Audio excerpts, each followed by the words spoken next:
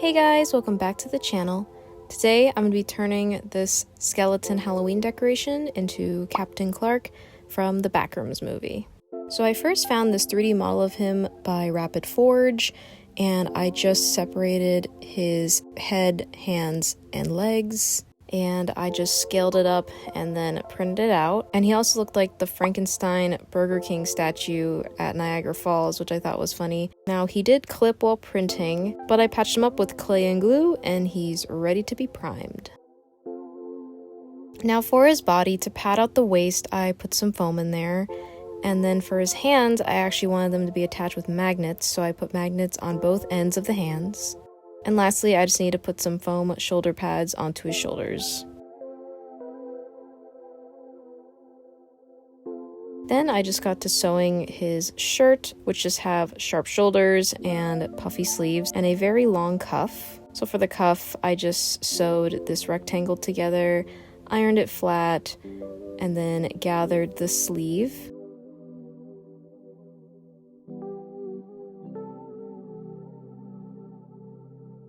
After the sleeve was gathered, I just top stitched the cuff onto the sleeve, and it should look like this.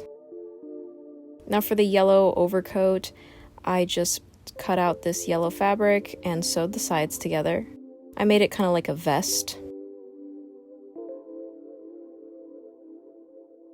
And then I changed the settings on my sewing machine to this stitch at this length to create little details for the hems. Then for his pocket, I just cut out and hemmed this shape right here and sewed it on with the same stitch setting.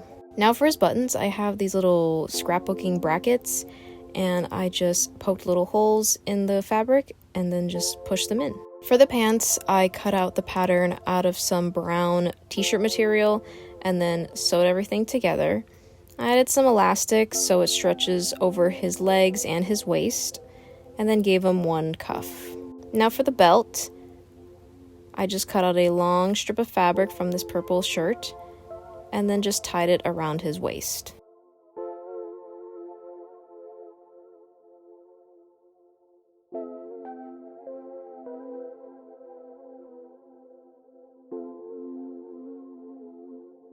Then for the belt buckle, I 3D printed the buckle out and then painted it black and then gold. I ended up just spray painting it since the gold paint highlighted the printer lines, so I just spray painted it and then dry brushed it with some more black. And then the belt was just made out of some pleather material, and here's how his outfit looks. Now it's time to destroy everything. So I first cut part of the front, and then started weathering it with chalk pastels. So what do you guys think of the Backrooms movie? I know they just released an extended cut. I have yet to see the extended cut, but I know it has like 16 minutes of extra footage. I heard it's just tacked on at the end, like after the credits. I don't know if that's true or if it's like just placed throughout the film, kind of like an extended director's cut. But I know it's back for the 4th of July weekend. And yeah, if you've seen it, let me know. Is it good? Or should I just wait till it comes out? I just saw the regular movie that came out in May, and I thought it was great.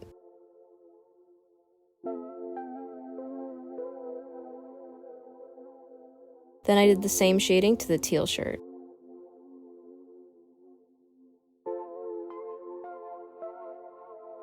Next, I'm going to pass it over to my friend Nee, who actually helped me with painting the limbs. I'm Kitty Clown, or Clown T. I actually forgot what my username is.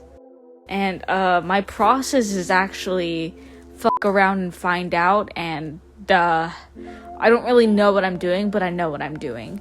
So at first, like for all of them, the head, the feet, the hands, I typically like dry brushing, so I like basing it with black.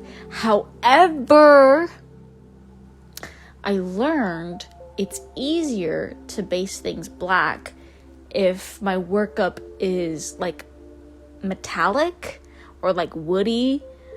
That sounds weird, but like that is better to have a black base to work up with. But like if it's human skin tone, I learned my mistake. I don't think it should have been black. I think it's either should have been like red, or what I did for the other face that I didn't take a video of because my phone literally lost storage, so you don't see a video of me making the process of that. For the second head that I'm going to be talking about that you don't see, I did my base dark brown so I can do a workup of lighter shades of brown for highlights. I love kind of mixed media with my painting, so I use acrylic paint for like my main properties of painting, like the main dominant colors of the browns. But for some pizzazz, I use watercolor, and it actually works. So I have like 3 or 2 types of brushes. I have one brush that's wet painting, the other brush that's dry brushing, but also I use that brush for blending. And then I have a wet brush that after I'm done dry brushing, I use it to like blend the edges so it looks smooth. And it kind of feels like I'm doing dental work. There's just so much colors. It's not just brown. It's orange, it's purple, it's blue. I have a little bit of blue. The blue was mainly just a shoe. It was a black undercoat, and then I got a sponge and textures. Oh, fun textures. And then tapped it on with like watered down gray blue. I love gray blue. Such a pretty blue. I love purple brown and red brown, but not too much of like orangish brown. Purple brown is a really nice shading color. Red brown is just bright and vibrant. I like those browns.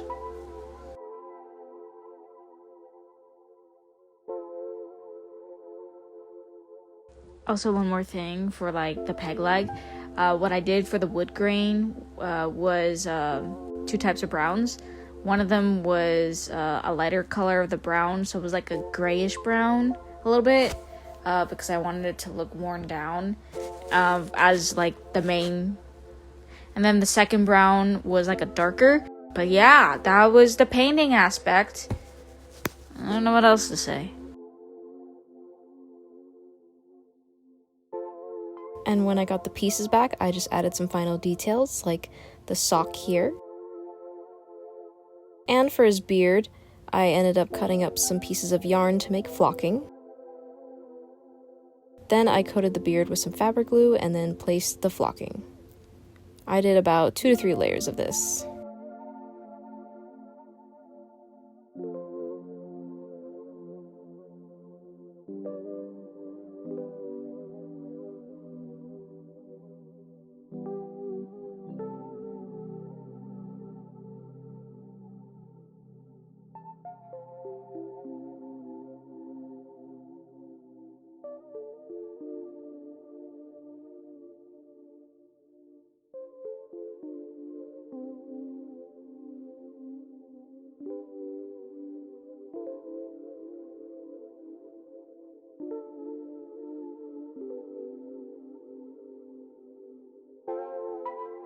And lastly, I added his little hat feather.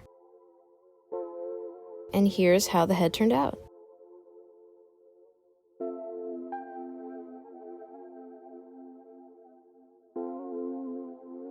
Now for his rings, I had this gold wire and just wrapped it around his fingers. For the fingers that are stuck together, I just cut them in a curved shape and glued a jewel on top. And I did that for both hands. And now it was time to put Clark all together.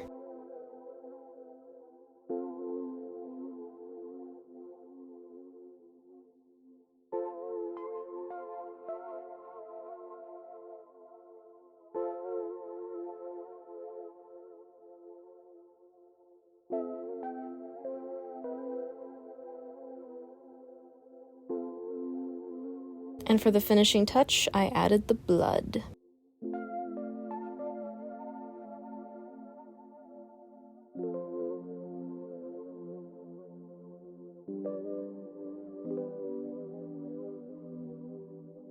So Nia and I both agreed we weren't really satisfied with our work on the head. Nothing against the sculpt or the sculptor. We just weren't really satisfied with how he painted it, and we just thought there was room for improvement for us. So I ended up getting this model and just scaling up the head and extending the neck in Blender. And here's him all printed out, sanded, and primed. and then I passed it back to Nee for painting. They did such an amazing job with this new head. You can really see all the shading in depth, and I can't thank Nee enough for helping me with this project. And now that it's back in my hands, I'm gonna add some shading and highlights with chalk pastels. I also added the little wrinkle thing he has in his eye.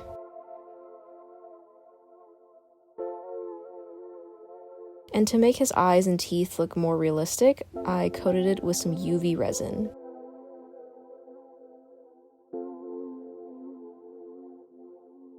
Now it's time to finally put him all together. For the wooden leg, it's actually 2 different colors of wood, as it kind of represents the chair he sat on, which is a really cool detail that I noticed.